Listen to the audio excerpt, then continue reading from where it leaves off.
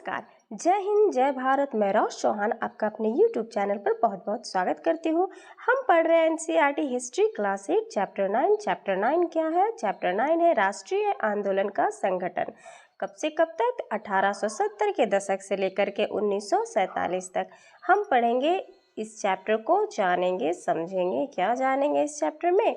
हम इस चैप्टर में जानेंगे कि राष्ट्रीय यानी कि जो भारतीय राष्ट्रीय आंदोलन हुए, भारत के लोगों के हित से संबंधित जन आंदोलन था जो पूरे देश में फैल गया था। देश भर में कई लोग कई सारे ऐसे बड़े बड़े शहरों या छोटे छोटे शहरों जितने भी बोले विद्रोह में इस प्रकार से जुट गए थे जो इसमें साथ ही साथ कई क्रांतिकारियों ने ब्रिटिश के बल को यहाँ से हटाने के लिए और अपने अपने अहिंसात्मक रूपों से भी उपायों से भी देश के बाहर करने की उन्हें कोशिश की गई थी।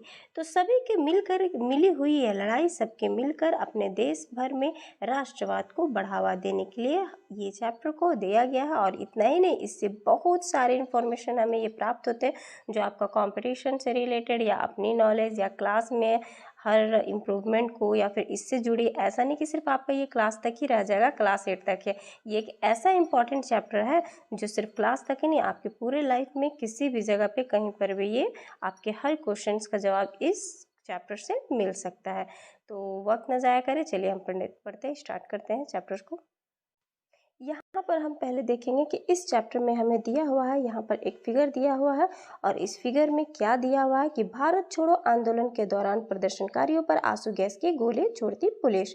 ये आंसू गोले यानी कि आंसू गैस के गोले छोड़े जा रहे हैं पुलिस द्वारा किन पर? जिन्होंने ये आंदोलन किया। साथ ही साथ हम देखेंगे कि पिछले अध्यायों में हमने निम्नलिखित अध्ययन कर चुके हैं। क्या क्या अध्ययन कर चुके हैं? तो हम कर चुके हैं कि भारतीय भू क्षेत्र पर अंग्रेजों का कब्जा और रियासतों पर अधिग्रहण। ओके, सेकंड में हमने क्या किया कि नए कानूनों और प्रशासनिक संस्थाओं की शुरुआत, यानी कि फर्स्ट में हमारा भारतीय भू क्षेत्र, जो हमारा भारत का जो भौगोलिक क्षेत्र था, अपना जो क्षेत्र था, किस प्रकार से अंग्रेजों को यह पता चला कि यहाँ पर भी एक ऐसा क्षेत्र है या ऐसा यह देश है जहाँ से हमें बहुत कुछ ग्रहण करने को प्राप्त हो सकता है। और जब उन्हें यह पता चला तो इसको करते करते वो साम्राज्य को किस तरीके से अपना स्थापना करते करते, फैलाव करते करते वो कई रियासतों को अधिग्रहण कर चुके। उसके बाद हमने देखा कि नए कानूनों और प्रशासकीय संस्थाओं की शुरुआत किस प्रकार से उन्होंने अपने तरीके से की। और साथ ही साथ जब उन्होंने अपनी संस्थाओं की शुरुआत की नए नए कानूनों के साथ साथ, तो उन्होंने किसानों और आदिवासियों की जिंदगी में किस प्रकार से बदलाव लाए। एकदम बदलाव इतना कि वो सिर्फ और सिर्फ अपने फायदे की तरफ ही देख रहे थे, न कि आम जनता, न किसानों और न ही यहाँ के आदिवासियों को उनको कोई मतलब था, सिर्फ और सिर्फ अपने इस्तेमाल के लिए। 19वीं सदी में आए शैक्षणिक बदलाव, जो किस प्रकार से 19वीं सदी में धीरे धीरे शैक्षणिक बदलाव आए, महिलाओं की स्थिति जो थी वो धीरे धीरे संबंधित वाद विवाद, किसी चीज़ में वाद विवाद बढ़ा, कहीं पर कुछ घटा। साथ ही साथ जाति व्यवस्था की किस प्रकार से चुनौतियां प्राप्त करने के लिए मिली और सामाजिक एवं धार्मिक सुधार भी हमने देखा किस प्रकार से कुछ हद तक समाज में कुछ सुधारक भी आए और कुछ हद तक उसको नहीं भी लाए गए थे। तो साथ ही साथ जो 1857 का विद्रोह हुआ था और उसके बाद की जो स्थिति हुई, उस विद्रोह का क्या परिणाम हुआ, इतने सारे जो हमारे पास पॉइंट ऑफ व्यू है, तो इस विद्रोह के बाद वो क्या परिणाम हुआ और साथ ही साथ हस्तकलाओं का पतन और उद्योगों का विकास, किस प्रकार से हस्तकलाओं का पतन हुआ। कहने का तात्पर्य हाथों से बनाए हुए जितनी भी कलाकारी थी वो किस तरीके से समाप्त होती गई। और साथ ही उद्योग यानी कि मशीनरी चरण का धीरे धीरे आने लगा चरण, और उसी को चलन के थ्रू में सब लोग वो अप्लाई करने लगे क्योंकि वो थोड़ा सा इजी तौर पे होता था हस्तकलाओं के थ्रू। तो इसलिए लिखा गया हस्तकलाओं का पतन हो रहा है और उद्योगों का किस प्रकार से विकास धीरे धीरे निरंतर होता जा रहा है। तो ये हम इतने सारे चैप्टर्स को नहीं समझेंगे, नहीं पढ़ेंगे तो शायद आगे के लिए पढ़ना, थोड़ा सा समझना हमारे लिए मुश्किल हो सकता है। इसलिए बहुत इंपॉर्टेंट है कि हम पुराने पॉइंट्स को भी समझते हुए चले और उन्हें पढ़ते हुए चले। तो हमने इन मुद्दों के बारे में आपने जो कुछ भी पढ़ा था, इसके आधार पर आपको ऐसा क्या लगता है कि भारत के लोग ब्रिटिश जो शासन से असंतुष्ट थे? यदि हाँ, तो विभिन्न समूह और वर्ग क्यों असंतुष्ट थे? ये क्वेश्चन किया जाया जा रहा है कि क्यों थे, और बिल्कुल सही क्वेश्चन किया जाया जा रहा है, क्योंकि ये एक सोचने की भी बहुत बात है। क्योंकि ऐसा क्या हुआ, ऐसा क्यों हुआ कि भारत के लोग ब्रिटिश शासन से असंतुष्ट थे। ये सबसे बड़ा पॉइंट्स आता है कि क्यों असंतुष्ट थे। तो असंतुष्ट कैसे नहीं रहते, क्योंकि वो तो बहुत अच्छे तरीके से आकर के यहाँ शासन करने लगे, और शासन करते करते अपने व्यापार के थ्रू आए। और ऐसा थोड़ी ना कि सिर्फ व्यापार कर रहे हैं, हाँ भाई आप लोग भी आओ, अपने करते जाओ और लेते जाओ, और जितनी भी आपसे हम सामान ले रहे हैं उतना ही आपको दाम में हम देंगे। ऐसा तो कुछ नहीं किया उन्होंने तो यहाँ पर जो भी कार्य किया, शुरुआत से लेकर जितना भी उनका जो चलता रहा, निरंतर चलता रहा, वो बढ़ते रहा।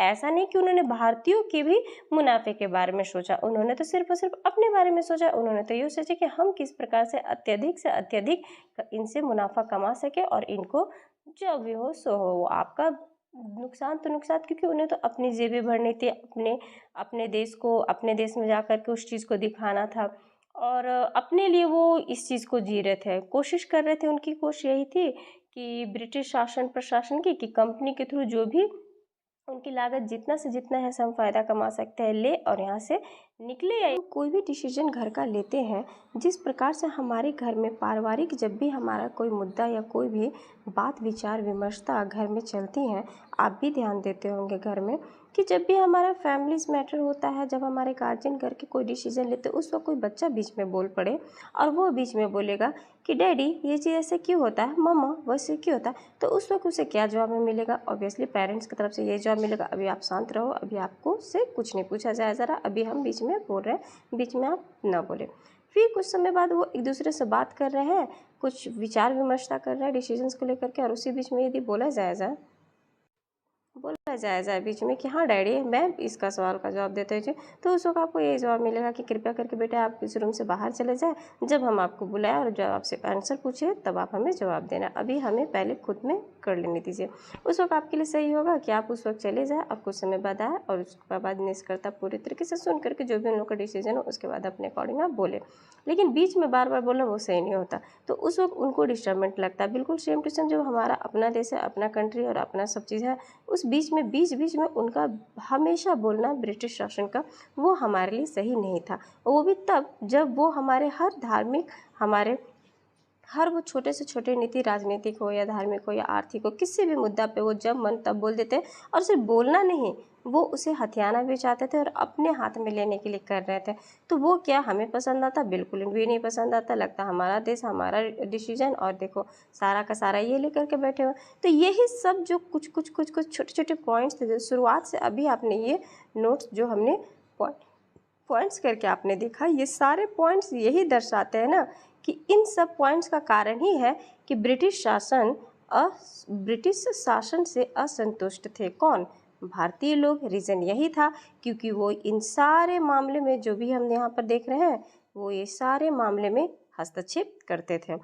कुछ मामलों में सही है, चलो ठीक है, अपने अकॉर्डिंग कर रहे हैं। कुछ चीज़ों में हमें उनके अनुसार चलना भी चाहिए। कुछ सही था तरीका, तौर तरीका। ऐसा नहीं बोल सकते कि सभी की सभी चीज़ें अंग्रेज गलत तरीके से ला रहे थे, ब्रिटिश नहीं, क्योंकि जिस प्रकार से वो ब्रिटेन में, अपने इंग्लैंड में जिस प्रकार से कानून व्यवस्था, जब कुछ व्यवस्था, बड़ी व्यवस्था वो हमारे समाज में मिला रहे थे, जो कि बिल्कुल सही था, लेकिन हर जगह नहीं था, क्योंकि कुछ छोटे से छोटे हमारे अपने धार्मिक क्रियाओं में या हर चीज़ों मामले में हमारे लिए बिल्कुल भी सही नहीं था। और ऐसा लग रहा था जैसे कि हम रह तो रहे अपने घर में, लेकिन हमारे घर के हर डिसीजन कोई बाहर वाले ले रहे हैं। हम रह तो रहे अपने घर में, खाना भी हम बना रहे हैं, लेकिन हम खा नहीं पा रहे हैं क्योंकि कोई और आके उसे खा ले रहे हैं, बाहर के लोग खा ले रहे हैं। क्योंकि हमें बिल्कुल भी अच्छा नहीं लगा कि हमारा घर, हमारा खाना, हमारा सोना पीना, उठना खाना, और सिर्फ हम देख रहे हैं और हमारे बदले में कोई बाहर का आके ये चीज़ कर सके, बिल्कुल भी अच्छा नहीं लगता ना।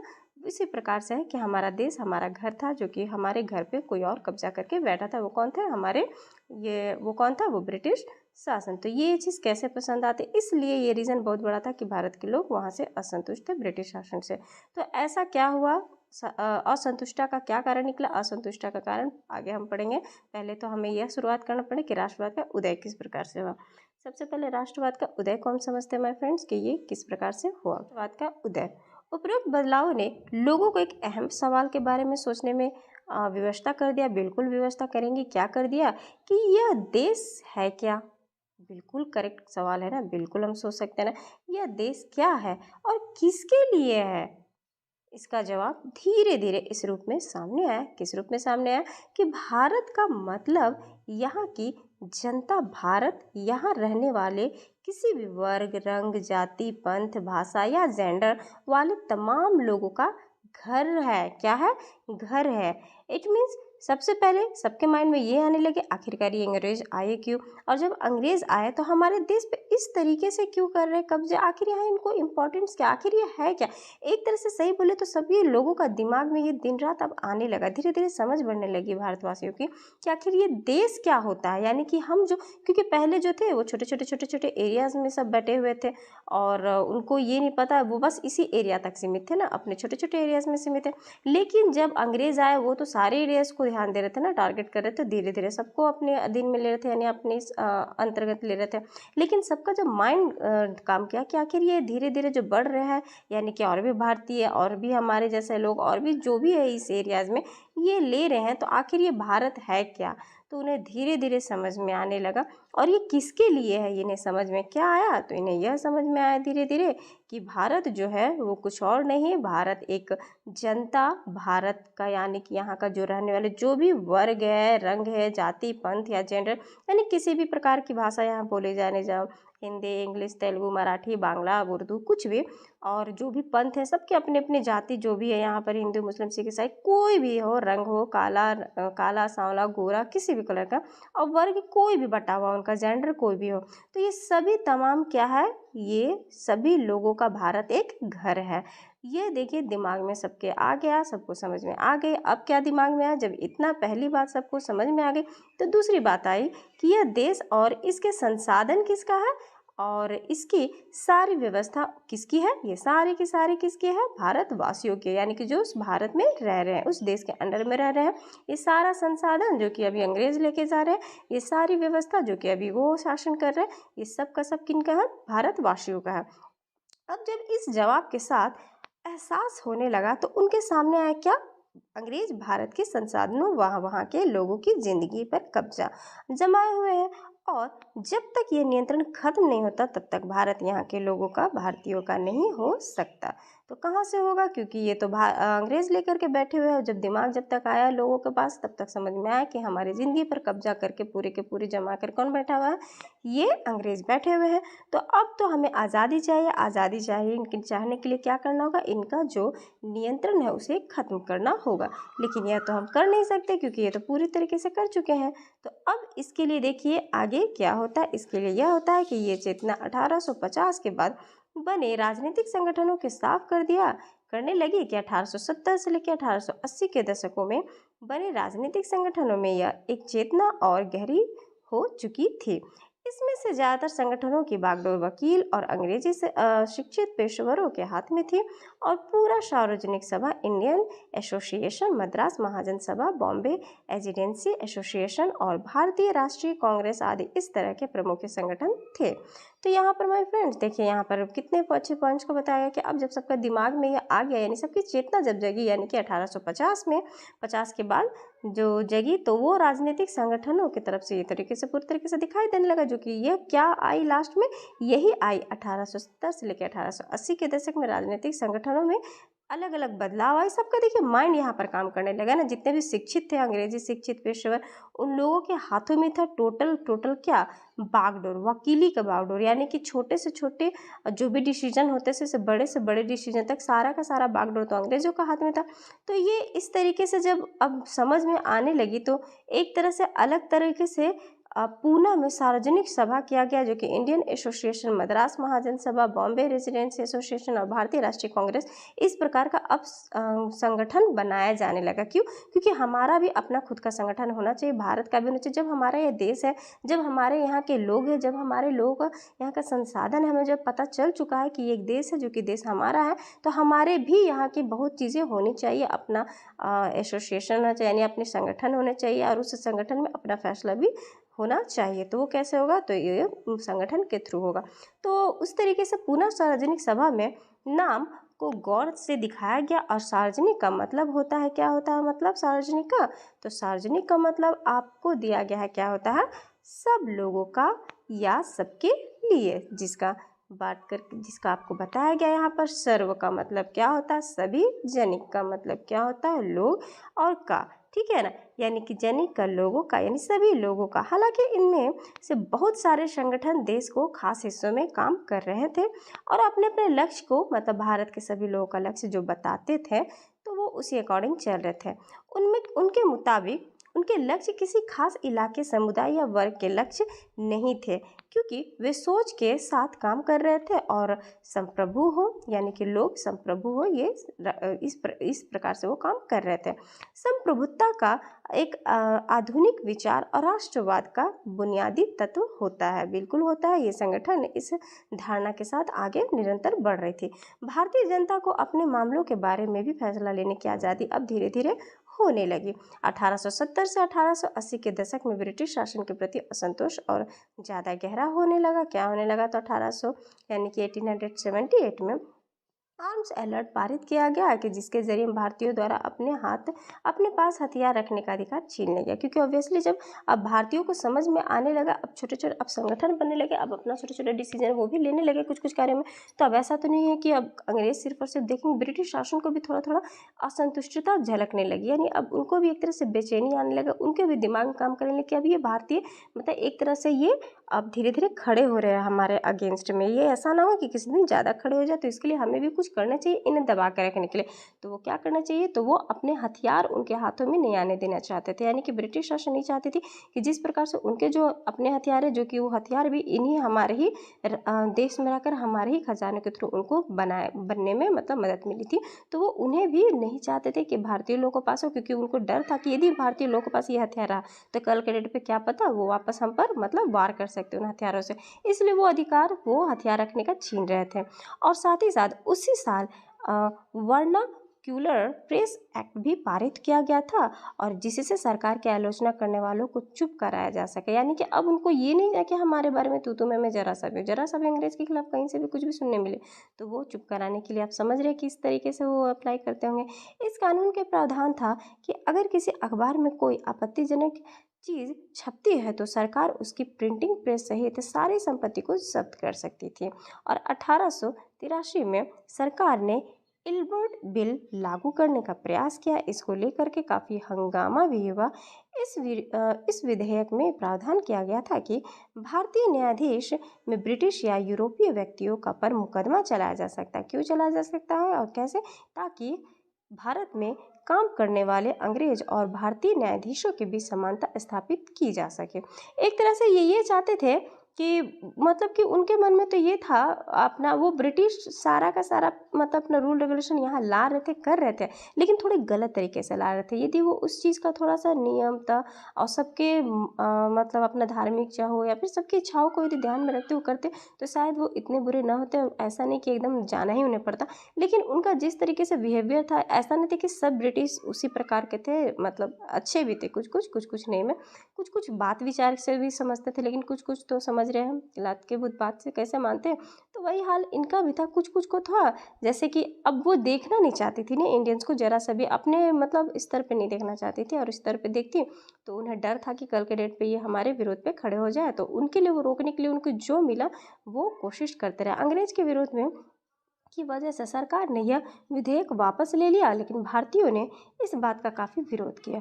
अब है कि भारतीयों को जब ये चीज़ समझ में आने लगा धीरे धीरे, अब ये मतलब पता चलने लगा कि हमारा भी क्या वजूद है, हमारा ये देश में क्या है, अब हमें इनसे छुटकारा चाहिए। अब जब ये समझ गए तो ऑब्वियसली किसी को भी स्वतंत्रता चाहिए, फ्रीडम चाहिए कि हमारे देश से आप जाओ और हमें अपना देश दो, हम अपना देश अपने अकॉर्डिंग चलाएंगे, हमारा देश है, हमारी संपत्ति हम अपने अनुसार चलाएंगे, आप हमें ना बताएं।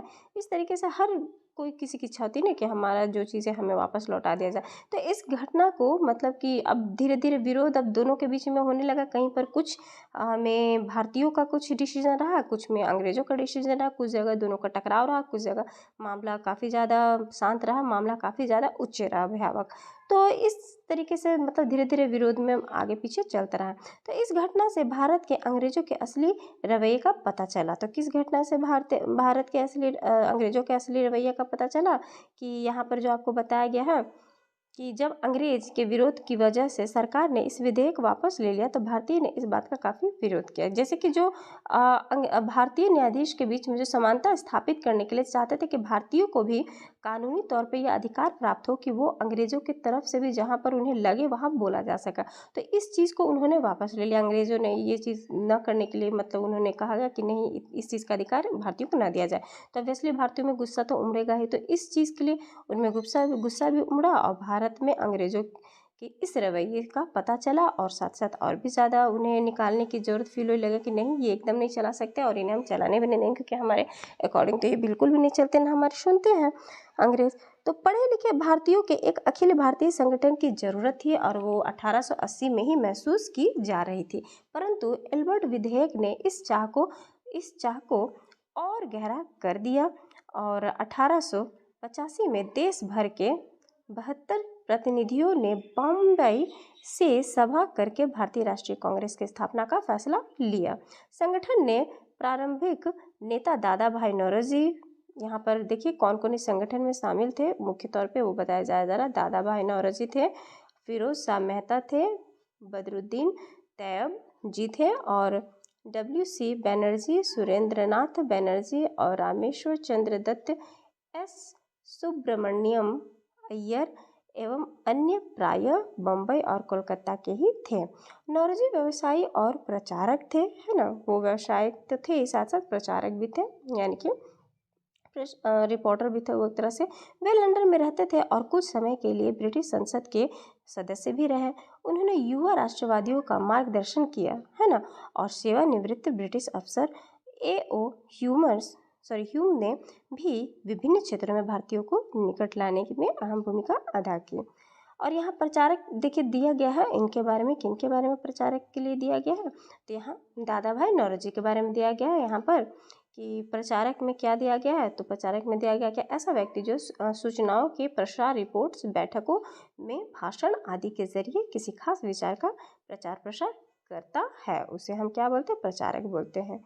यानी अभी बोलते हैं ना न्यूज़ रिपोर्टर एक तरह से, तो वो उस समय का ये प्रचारक शब्द था। और साथ ही साथ कांग्रेस किसके पक्ष में बोलने का प्रयास कर रही है, ये देखिए दिया हुआ है इस पर, ये एक, और साथ साथ यहाँ पर फिगर आपको दे दिया गया है दादा भाई नौरोजी का। यहाँ पर हम फिगर देख सकते हैं, इसका बेटर फिगर आप यहाँ पर भी देख सकते हैं, मतलब अच्छे से।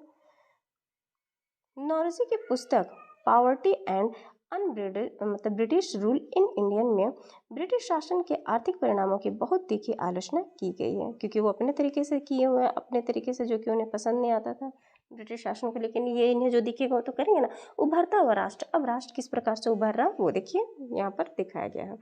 तो उभरता हुआ राष्ट्र में अक्सर कहा जाता है कि अपने 20 सालों में अपने उद्देश्य और तारीखों के लिहाज से मध्य मार्गी एक पार्टी थी। इस दौरान कांग्रेस ने सरकार और शासन के में भारतीयों को एक ज़्यादा जगह दिए थे जाने के लिए आवाज़ उठाई थी। कांग्रेस का आग्रह था कि विधान परिषदों में भारतीयों को ज़्यादा जगह दी जाए, परिषदों को ज़्यादा अधिकार दिए जाए और जिन प्रांतों में परिषदें नहीं थे वहाँ पर क्या किया जाए, वहाँ पर गठन किया जाए। तो कांग्रेस चाहती थी कि सरकार में भारतीयों को भी उच्च पद दिए जाए, लेकिन इस काम के लिए उन्हें मांग की सिविल सेवा के लिए लंदन के साथ साथ भारत में भी परीक्षा आयोजित की जाए। अब देखिए यहाँ पर क्या होता है कि उभरता हुआ राष्ट्र को देख करके, अब वो तो शांत नहीं रहे, यहाँ गतिविधियों में दिया हुआ आपका शुरुआत से ही कांग्रेस सभी भारतीय लोगों के हक में और उनकी ओर से बोलने का संकल्प व्यक्त कर रही थी। कांग्रेस ने ऐसा क्यों किया, यहाँ पर कांग्रेस बताया गया, जो भारतीयों की तरफ से जो अपना एक पार्टी रखा गया, अपना कांग्रेस अपने उद्देश्य में मतलब रखा गया, तो कांग्रेस की तरफ से अपना बोलना है, जो भी अपने हित के लिए भारतीय जनता में तो अपने तरफ से जो भी दलील देने, बोलनी है, उठाना, ये सब इनका काम था। तो कांग्रेस क्या चाहती थी, जो ये गठन हुआ था कांग्रेस पार्टी का जो भारतीय तरफ से, तो वो बस यही चाहती थी ना, उनका एक ही कहना था यहाँ पर कि जो भी डिसीजन लिया जा रहा है अंग्रेजों के थ्रू, और जो भी काम किए जा रहे ऊंचे पद वाले, तो उन सब में भारतीयों को भी वो मतलब पद दिया जाए, दोनों में ऊंचे ऊंचे समानता मतलब इक्वलिटी दिया जाए। लेकिन क्या आपको लगता है कि ऐसा वो चाहेंगे, अंग्रेज चाहेंगे कि एकदम इक्वल इक्वल में मतलब वो लोग भी कुछ कुछ डिसीजन में हमारे साथ रहे? बिल्कुल भी नहीं। तो उनका यही कहना था कि जो लोग पढ़े हुए हैं, जैसे कि परीक्षाएं होती थी, पास करना रहता था, तो कम एज में मतलब कि उनको अपने देश जा कर के, ब्रिटेन में जा कर के वो परीक्षाएं पास करनी होती थी।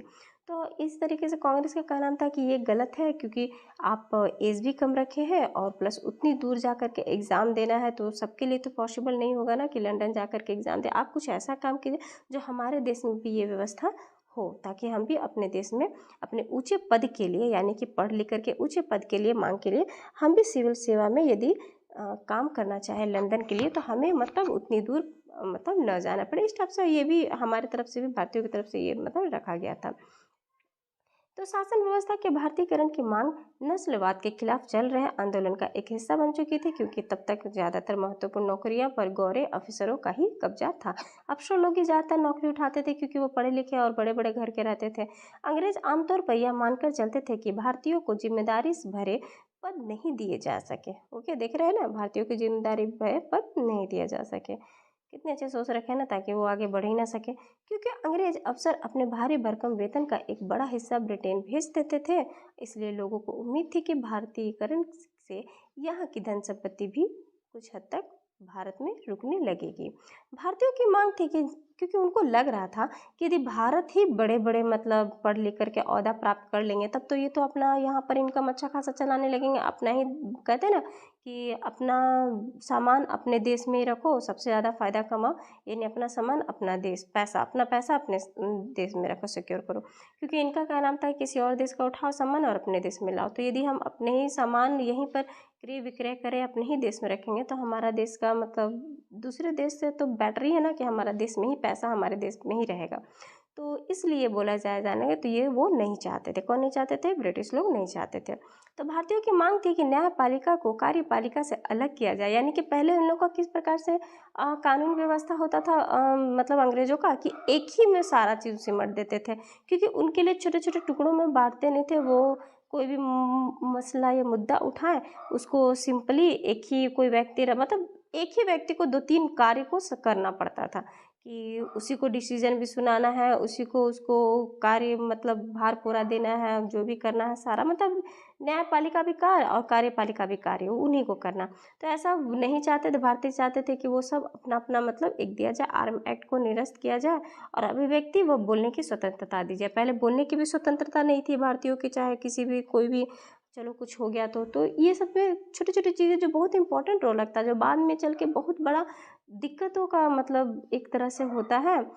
तो इस चीज़ को ध्यान में रख करके बोला जाने लगा कि हमें हर वो चीज़ स्वतंत्रता दी जाए जो जहाँ बहुत ज़्यादा ज़रूरी है, जिसके कारण ये विद्रोह या फिर बहुत नुकसान झेलना पड़ता था भारतीयों का, हर हर छोटे छोटे डिमांड से, छोटे छोटे चीज़ों पर न देखने की वजह से उन लोगों का।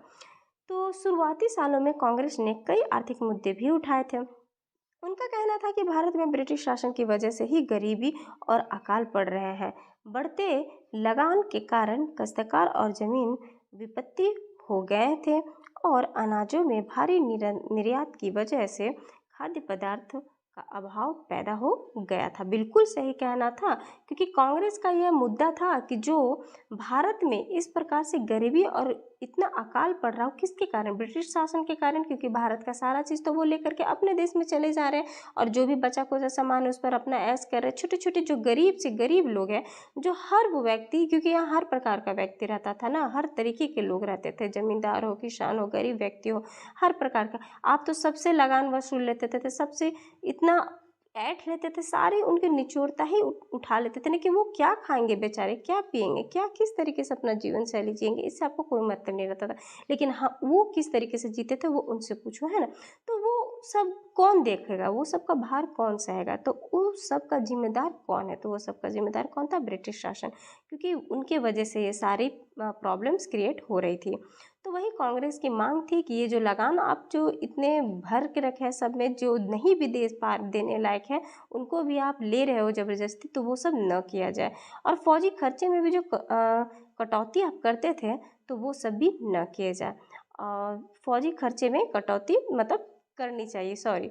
और सिंचाई के लिए जो ज़्यादा अनुदान किए जाए, जिस तरह के, क्योंकि ऑब्वियसली सब जानता है किसानी में, सिंचाई में ही थोड़ा ज़्यादा खर्चे जाते हैं। अब ये वो भी नहीं देंगे तो फिर काहे का फिर किसान, काहे का फिर किसानी, और कुछ भी उससे रिलेटेड जब आमदनी होगी नहीं तो फिर तो भूखमरी छाएगी ना। तो उसने नमक कर और विदेशों में भारतीय मजदूरों के साथ होने वाले जो बर्ताव था, या फिर भारतीयों के कामों में दखल अंदाजी करने वालों वन प्रशासन के वजह से वन शासियों की बढ़ती हुई मुसीबतों के बारे में बहुत सारे प्रस्ताव पारित किए। इससे पता चलता है कि पढ़े लिखे संपन्न वर्ग की संस्था होते हुए भी कांग्रेस केवल पेशेवर समूहों, समुदायों और उद्योगपति के हक में ही नहीं बोल रही थी। इट मीन्स वो हर किसी के हक में बोल रही थी, क्योंकि उस वक्त उनको हर छोटे से छोटे भारतीय लोगों का हर मुद्दा रखना था ब्रिटिश शासन के सामने। तो मध्य वर्गीय नेता जो जनता थे वो ब्रिटिश शासन के न्यायपूर्वक चरित्र से अवगत कराना चाहते थे। उन्होंने अखबार निकाले, लेख लिखे और साबित करने का प्रयास किया कि ब्रिटिश शासन देश को आर्थिक तबाही की ओर ले जा रहा है। उन्होंने अपने भाषणों में ब्रिटिश शासन की निंदा भी की और साथ साथ जनमत निर्माण के लिए देश के लिए विभिन्न भागों में अपने प्रतिनिधि भेजे। लेकिन मध्य मार्गियों को ये भी लगता था कि अंग्रेज स्वतंत्र व न्याय के आदेश का सम्मान करते हैं, इसलिए वे भारतीयों की न्याय संगत मांगों को स्वीकार कर लेंगे। लिहाजा कांग्रेस का मानना था कि सरकार को भारतीयों की भावना से अवगत कराया जाना चाहिए, क्योंकि उन्हें लगता था कि अंग्रेज भारतीयों की हर भावना से मतलब ज्ञात नहीं है। उन्हें उस चीज़ का ज्ञात कराएंगे तो शायद वो हमारे हर फीलिंग्स को, हर चीज़ को, डिमांड्स को समझेंगे, जानेंगे और करने देंगे जो हम चाहते हैं। लेकिन क्या ऐसा लगता है कि हुआ होगा? अब स्वतंत्रता हमारा जन्मसिद्ध अधिकार है, देखिए ये कौन सा आ गया। और ये जो ऊपर जिस चीज़ का दिया गया है, ये जो अभी आप पढ़ रहे हैं जो कांग्रेस दल का, वो एक तरह से नरम दल की तरफ से कहा जाया जा रहा है, क्योंकि ये जो थी ना, ये ज़्यादातर किसी भी चीज़ को लेख के माध्यम से निकालती थी। यहाँ पर लिखा है ना आपको, यहाँ पर कि किसी भी चीज़ को, यानी कि जो अखबार निकाले, लेख लिखे, साबित करने के लिए ये सब का प्रयास करने लगे जो ये मध्यवर्गीय नेता थे। तो ये थोड़ा सा इनका जो चरित्रवान था या जिस तरीके से बोलने का तरीका था वो थोड़ा शांत स्वभाव का था, लेख के तरीके से था, इन्फॉर्मेशन दे करके ये करते थे। लेकिन अगला जो हमारा स्वतंत्रता, हमारा जन्मसिद्ध अधिकार है, ये देखिए कैसे आता है, किनका आता है। ये वीडियो थोड़ा लॉन्ग होने की वजह से हम ये वीडियो को यहीं तक रखते हैं। अगला पार्ट स्वतंत्रता हमारा जन्मसिद्ध अधिकार है हम नेक्स्ट पार्ट में देखेंगे। देखने के लिए आपका ये वीडियो बहुत बहुत धन्यवाद।